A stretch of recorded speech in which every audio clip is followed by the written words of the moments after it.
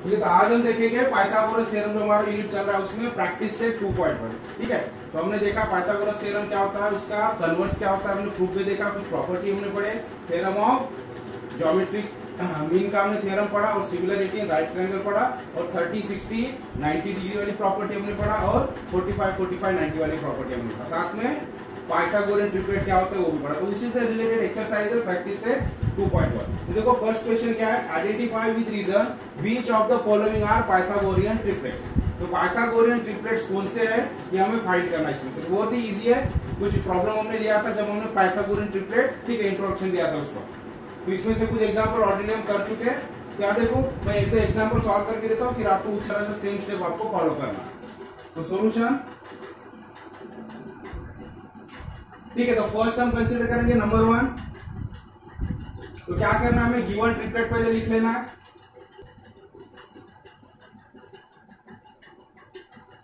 तो ये 3, 5, 4 ये हमें दिया। तो पाइथागोरियन ट्रिपलेट है या नहीं, कैसे हम फाइंड करते हैं। तो जो लार्जेस्ट नंबर होता है, लार्जर नंबर होता है, लार्जर नंबर का हम स्क्वायर फाइंड करेंगे, तीनों का स्क्वायर फाइंड करेंगे पहले, और जो लार्जर नंबर का स्क्वायर हम अलग रखेंगे, और जो बचे हुए दो नंबर्स है उसके स्क्वायर का एडिशन करेंगे। तो बचे हुए तो जो दो नंबर है स्मॉलर नंबर, उनका स्क्वायर का एडिशन लार्जर नंबर के स्क्वायर के इक्वल आना चाहिए। अगर इस तरह से कंडीशन है तो ये जो ट्रिपलेट है ये क्या होता है, पाइथागोरियन ट्रिपलेट होता है। ठीक है, तो हम तीनों का पहले स्क्वायर फाइंड कर लेंगे।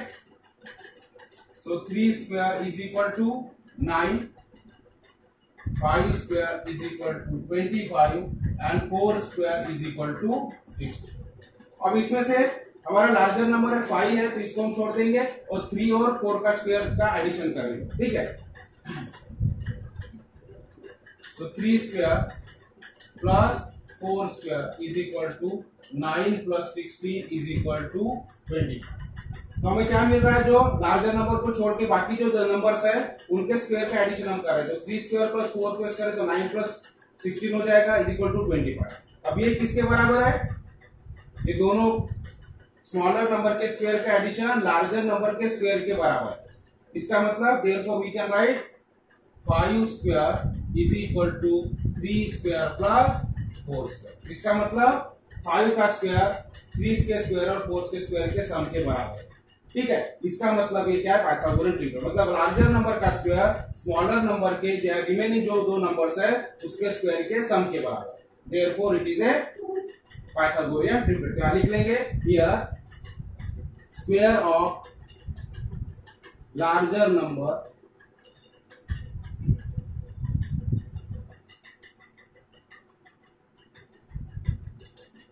is equal to the sum of squares of other two numbers,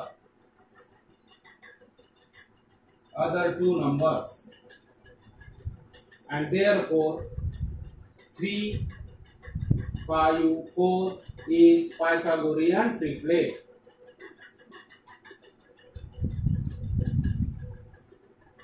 इस तरह से आपको फाइंड करना है। तो इस तरह से स्टेप वाइज आपको सॉल्व करना है हर एक एग्जांपल। अब सेकंड में इस तरह से आपको लेना है, 4 का 9 का 12 का स्क्वायर करना है। फिर लार्जर नंबर या 12 है तो उसको छोड़ देंगे, और 4 का स्क्वायर और 9 का स्क्वायर का एडिशन करेंगे। ये दोनों का एडिशन 12 के स्क्वायर के बराबर आता है क्या देखना है, आता है तो इस तरह से लिख लेना, नहीं आता है तो इसको हम क्रॉस कर देंगे। ठीक है, और वहां लिखेंगे अगर लार्जर नंबर का स्क्वायर बचे हुए दो नंबर के स्क्वायर के एडिशन के बराबर, तो इस तरह से लिख लेंगे therefore it is a triplet. अगर ये नहीं है तो लिखेंगे here square of the larger number is not equal to the square of sum of remaining two numbers, therefore it is not Pythagorean triplet. अगर ये नहीं आता है तो ठीक है, उस केस में हमें उस तरह से लिखना। तो इस तरह से आप ये नोट कर सकते हैं। फर्स्ट एग्जांपल,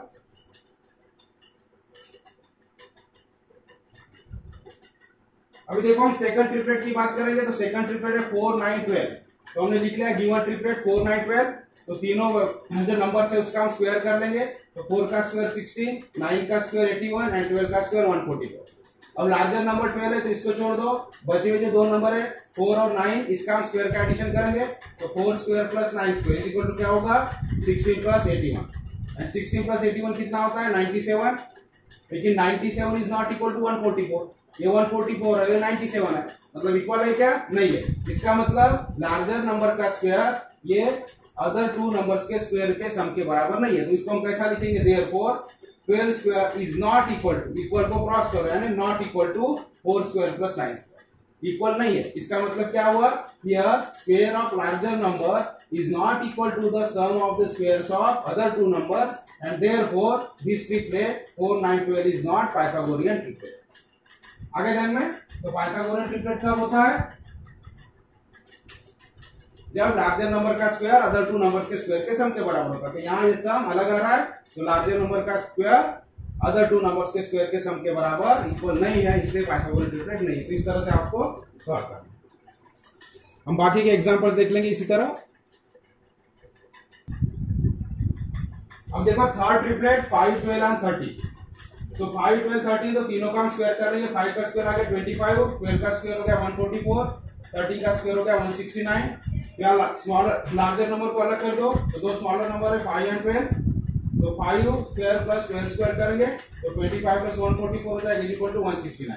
तो ये दोनों लार्जर नंबर को छोड़ के दो नंबर का स्क्वायर का एडिशन क्या है 169, जो कि इसके बराबर लार्जर नंबर के स्क्वायर के बराबर। इसलिए हमने लिख लिया square of larger number is equal to sum of square of other two numbers. तो यहाँ लिख लेंगे here the square of larger number is equal to the sum of square of other two number, therefore this is a 5 12 13 is Pythagorean triplet. उसी तरह से fourth example, तो 24 70 74 आपको दिया हुआ है, तो तीनों का हम स्क्वायर कर लेंगे। तो 24 का स्क्वायर हो गया 576, 70 का स्क्वायर है 4900 एंड 74 का स्क्वायर हो गया 1476।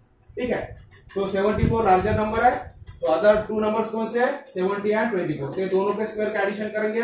तो देयरफॉर 24 स्क्वायर प्लस 70 स्क्वायर, तो इसका एडिशन हो जाएगा 5476 and this is equal to the square of larger number. इसका मतलब क्या हुआ, स्क्वायर ऑफ लार्जर नंबर यानी 74 का स्क्वायर किसके बराबर है, ये दोनों स्मॉलर नंबर के स्क्वायर के सम के बराबर। ठीक है, so here square of the larger number is equal to the sum of square of other two numbers, therefore 24 70 and 74 is Pythagorean triplet। तो इस तरह से फोर्थ ट्रिपलेट हम किया। अब देखो फिफ्थ ट्रिपलेट जो है, सो 10 24 एंड 27, तो तीनों का स्क्वायर करेंगे। 10 का स्क्वायर 100 हो गया, 24 का स्क्वायर फिर से 576 एंड 27 का स्क्वायर हो गया 729। तो लार्जर नंबर है 27, तो अदर नंबर लार्जर को छोड़ के दो नंबर हमारे पास है 10 और 24, तो 10 स्क्वायर प्लस 24 स्क्वायर करेंगे, दोनों का स्क्वायर का एडिशन, तो 10 स्क्वायर प्लस 24 स्क्वायर, तो 100 प्लस 576, ये क्या 676।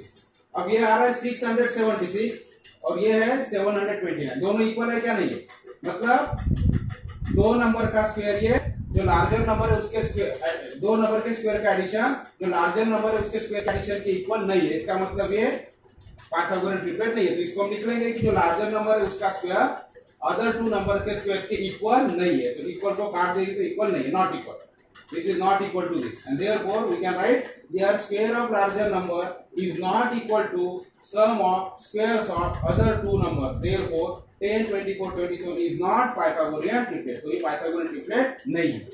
सिक्स एग्जांपल फिर से गिवन ट्रिपलेट है 11 60 61, तो ऑलरेडी हम एक एग्जांपल सॉल्व कर चुके पहले भी। सो 11 का स्क्वायर हो गया 121, 60 का स्क्वायर हो गया 3600 एंड 61 का स्क्वायर है 3721। ठीक है, तो स्मॉलर दो नंबर है, लार्जर नंबर 61 है, तो अदर नंबर से 60 एंड 11, तो 11 और 60 का स्क्वायर का एडिशन करेंगे, तो एडिशन हो जाएगा 3721 और this addition is equal to the square of larger number. So we can write square of larger number that is 61 square is equal to sum of square of other two number that is 11 square plus 61 square 60 square. That means square of larger number is equal to the sum of squares of other two numbers, therefore 11 60 61 is Pythagorean triplet। इस तरह से आपको सारे example कर लेना।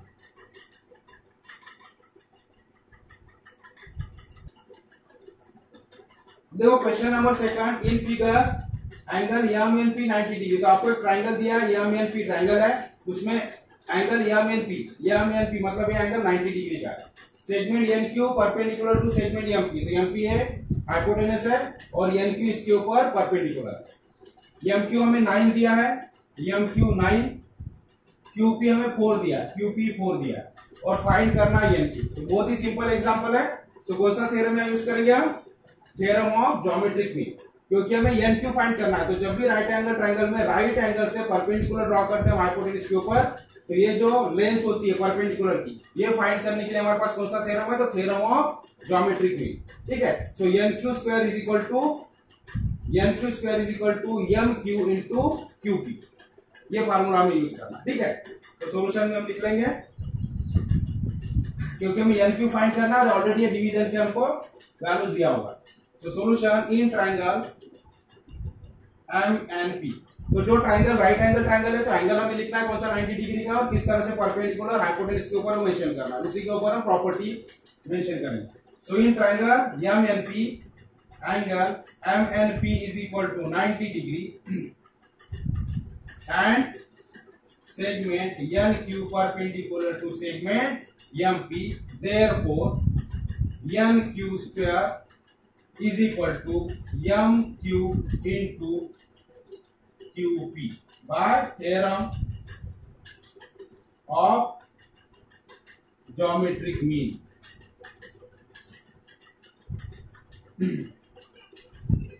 Therefore N Q square is equal to, आप values put करेंगे आप। सो एम क्यू हमारे पास है 9 और ये 4, तो गिवन है वैल्यूज इज इक्वल, तो therefore N Q is equal, अब एन क्यू स्क्वायर हमें एन क्यू फाइंड करना है, तो दोनों साइड में स्क्वायर रूट लेना होगा।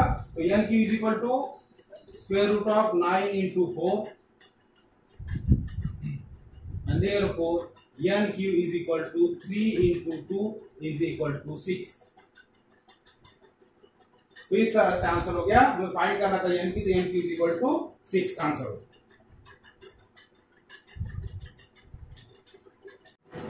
क्वेश्चन नंबर 3 प्रैक्टिस 2.1 में क्या दिया, देखो in figure angle QPR is equal to 90 degree, तो आपको एक फिगर दिया हुआ और एक QPR 90 डिग्री का, मतलब ये एंगल 90 डिग्री का। ठीक है, QPR 90 degree, segment PM perpendicular to QR, और एक PM QR के ऊपर परपेंडिकुलर है, एंड QMR, तो किस तरह से है, तो M कहाँ है, Q और R के बीच में, इस तरह से PM परपेंडिकुलर है। PM इज इक्वल टू 10, तो आपको PM 10 दिया और QM 8 दिया, तो हमें क्या फाइंड करना है, QR फाइंड करना, ये लेंथ हमें फाइंड करना QR। ठीक है, अब देखो यहां भी कौन सा थ्योरम यूज होगा, तो हमें फिगर की तरफ ध्यान देना, क्या दिया हमारे पास, देखो QPR ये 90 डिग्री का, मतलब ये क्या हो गया, PQR कौन सा ट्रायंगल हो गया, राइट एंगल ट्रायंगल, और ये 90 डिग्री का एंगल है, तो इसके अपोजिट साइड QR क्या हो गई, QR क्या हो गई, हाइपोटेनस, और हाइपोटेनस के ऊपर क्या है, ये right angle triangle, right angle से परपेंडिकुलर है, तो फिर से कौन सा थ्योरम आएगा, geometric mean, property of geometric mean. ठीक है, क्योंकि हमें PM दिया हुआ है, तो PM क्या है, परपेंडिकुलर है, 90 डिग्री के एंगल से परपेंडिकुलर के ऊपर डाला हुआ परपेंडिकुलर। ठीक है, तो इसका रिलेशन ये दो सेगमेंट से होता है, जिसे हम बोलते हैं थ्योरम ऑफ ज्योमेट्रिक मीन। ठीक है, यहाँ दो सेगमेंट है QM और MR, तो हमें अगर MR पता चल गया तो QM प्लस MR करेंगे तो QR पता चलेगा, तो ऑलरेडी हमारे पास PM है, QM है, तो हम MR फाइंड कर सकते हैं ज्योमेट्रिक मीन के थ्योरम से। ठीक है, तो लिख लेंगे यहाँ सॉल्यूशन में, तो in triangle PQR angle QPR is equal to 90 degree and segment PM perpendicular to segment QR। ठीक है, therefore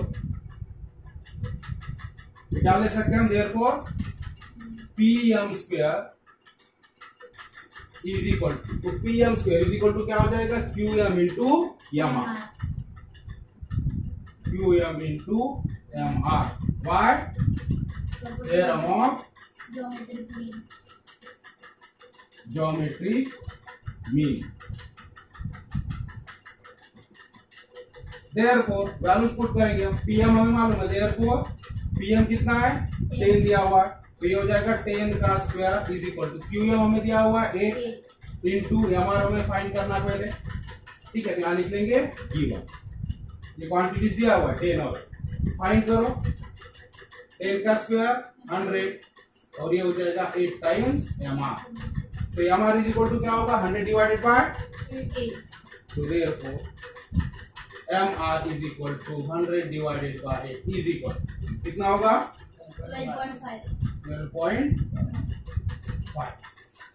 तो mr हमें मिल गया। अभी क्या फाइंड करना है qr फाइंड करना है। तो qr यानी क्या होगा qm plus mr। therefore qr is equal to qm plus mr। therefore लिखने की बजाय qr is equal to qm plus mr। क्यों? क्योंकि किस तरह से पॉइंट है ये q dash m dash r। तो यम ये दोनों के बीच का पॉइंट है इसलिए qm प्लस mr यानी qr हो गया इज इक्वल टू qm हमारे पास है 8 तो 8 प्लस mr कितना था 12.5 इज इक्वल टू कितना होगा ये 20.5। So therefore qr is equal to 20.5 हो गया आंसर।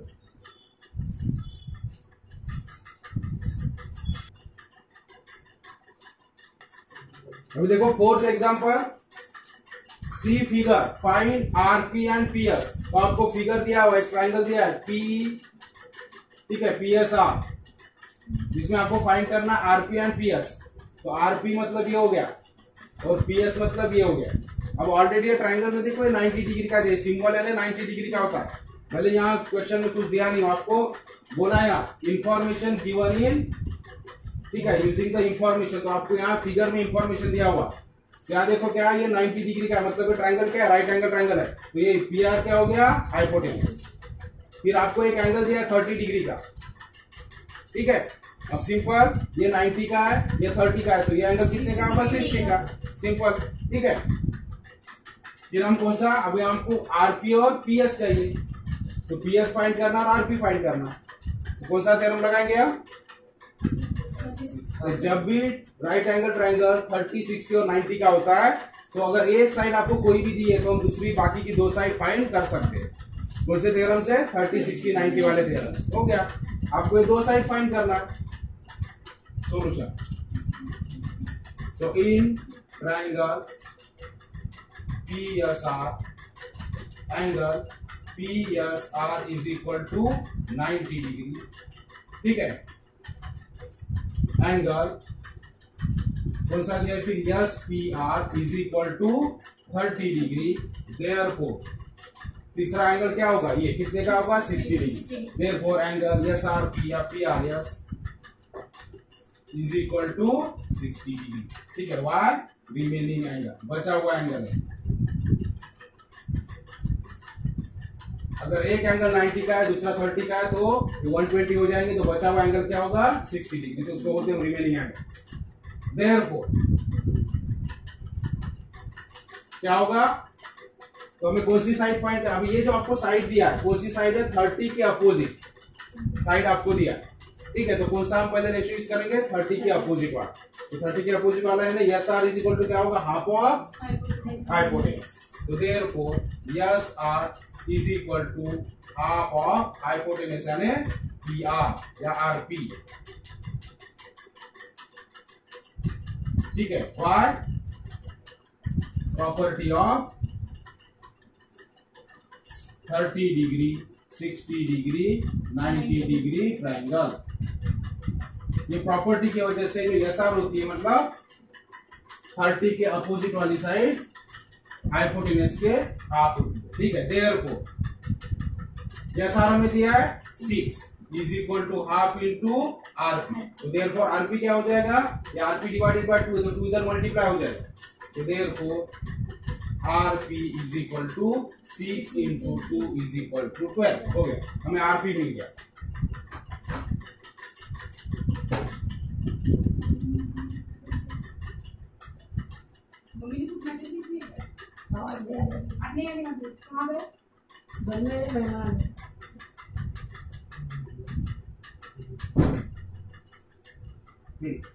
तो आरपी इज इक्वल टू 12 मिल गया हमें। अब हमें फाइंड करना है एसपी। तो एसपी क्या होगा ये 60 के अपोजिट वाली साइड है ना।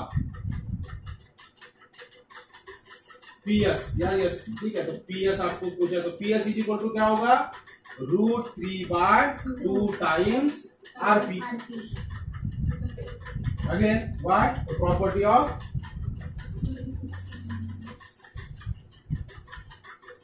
Thirty degree, 60 degree, 90 degree angle. या यहाँ लिख सकते हैं आप side opposite to 30 degree angle भी लिख सकते हैं, यहाँ side opposite to 60 degree angle लिख सकते हैं, ठीक है। Side opposite to 60 degree angle. यहाँ क्या लिख सकते हैं इसके साथ में, साइड अपोजिट टू 30 डिग्री, ठीक है। इज इक्वल टू क्या हो जाएगा, तो √3/2 इंटू आरपी हमारे पास है ऑलरेडी 12। तो 2 1 जा 2, 2 6 जा 12 इज इक्वल टू 6√3। ये हो गया पीएस, हो गया। तो फाइनल आंसर लिख लो, therefore RP is equal to 12 and PS is equal to 6√3। इस तरह से आंसर।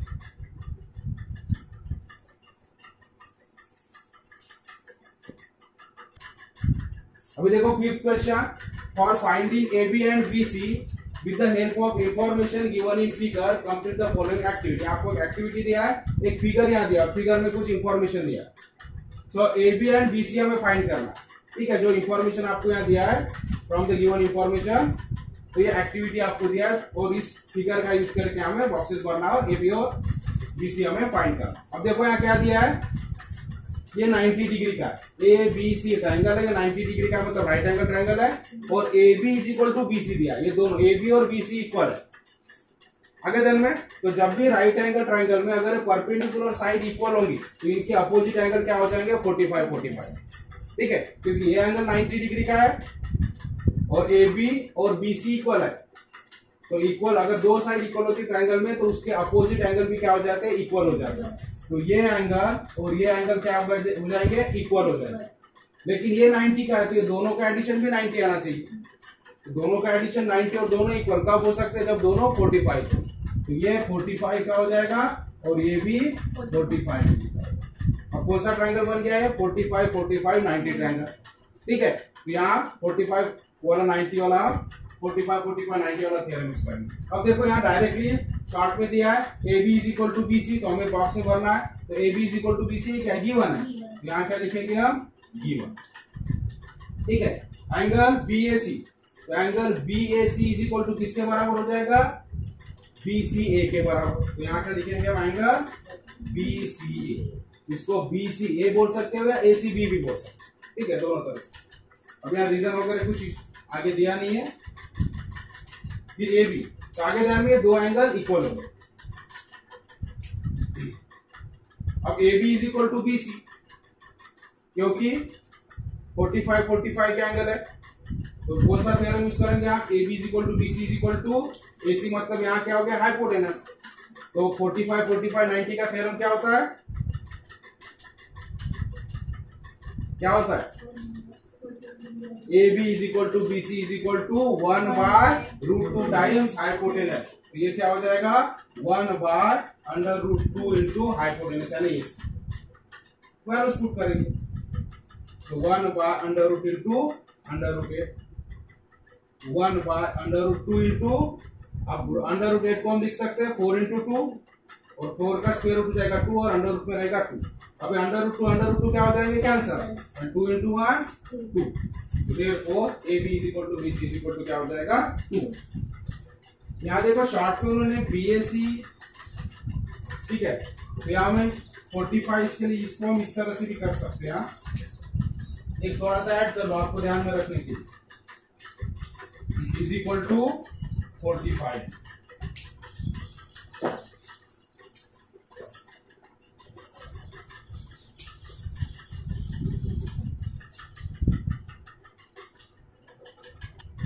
अब देखो 6th example, find the side and perimeter of a square whose diagonal is 10 centimetre.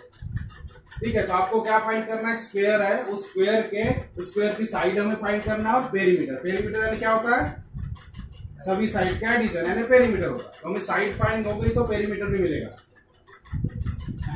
हमें इंफॉर्मेशन क्या दिया, डायगोनल दिया उसका। डायगोनल क्या होता है, अपोजिट वर्टेक्स को ज्वाइन करने वाली लाइन, उसको बोलेंगे डायगोनल। तो हम कंसीडर करेंगे यहाँ, ठीक है, मान लो ए बी सी डी एक स्क्वायर है,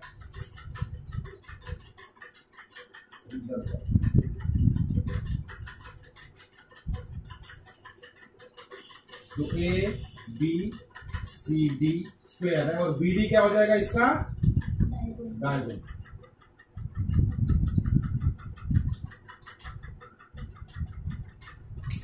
तो आपको डायगोनल दिया हुआ है, कितना है डायगोनल, 10 सेंटीमीटर। और फाइंड क्या करना है, साइड। अब स्क्वायर की सारी साइड क्या होती है, इक्वल होती है, ठीक है। मतलब अब कोई भी एक ट्रायंगल यहाँ कंसीडर करेंगे और सारे एंगल कितने के होते हैं, 90 डिग्री के होते हैं। मतलब ये जो ट्रायंगल यहाँ तैयार होगा क्या होगा, राइट एंगल ट्रायंगल। और अगर ये ट्रायंगल हम कंसीडर करें तो एडी इज इक्वल टू क्या हो जाएगा, ए बी हो जाएगा। अभी दो साइड इक्वल है, ये 90 डिग्री का है, मतलब ये दो एंगल क्या हो जाएंगे, 45 के, ठीक है। तो फिर से हम क्या फाइंड कर सकते हैं, कोई भी एक साइड, ये 45 90 का यूज कर, ठीक है।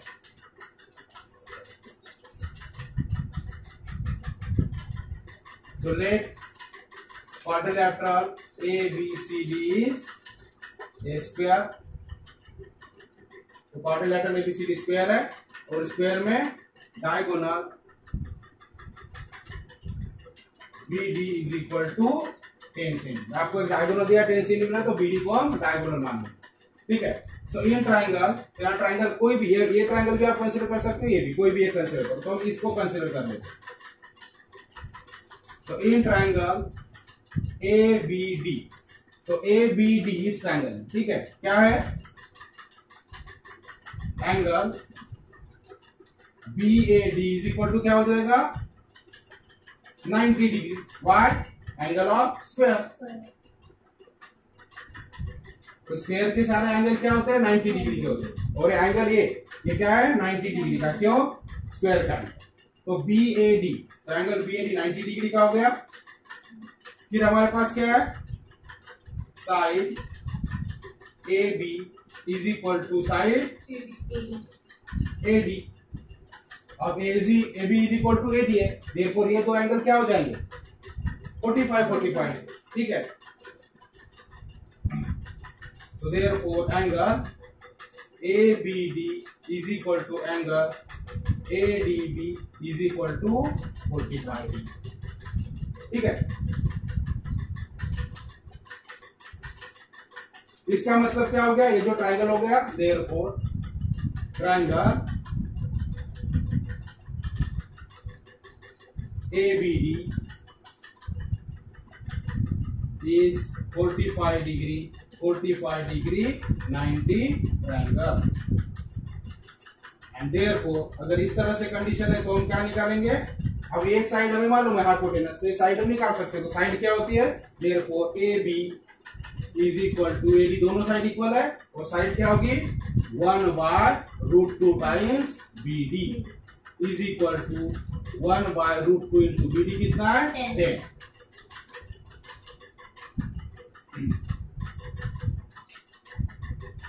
कितना हो जाएगा ये, 10/√2 सेंटीमीटर। आगे सॉल्व करेंगे, क्योंकि ये जो वैल्यू है 10/√2 है, तो हम डिनोमिनेटर में √2 है, तो इसको क्या करेंगे, रैशनलाइज कर देंगे, ठीक है।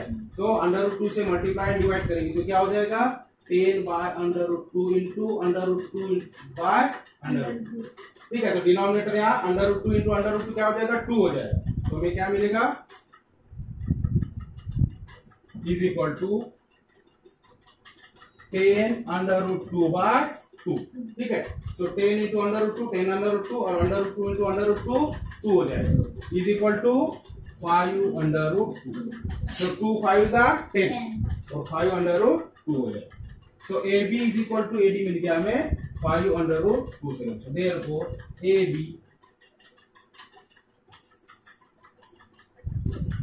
देयरफॉर, ठीक है, साइड ऑफ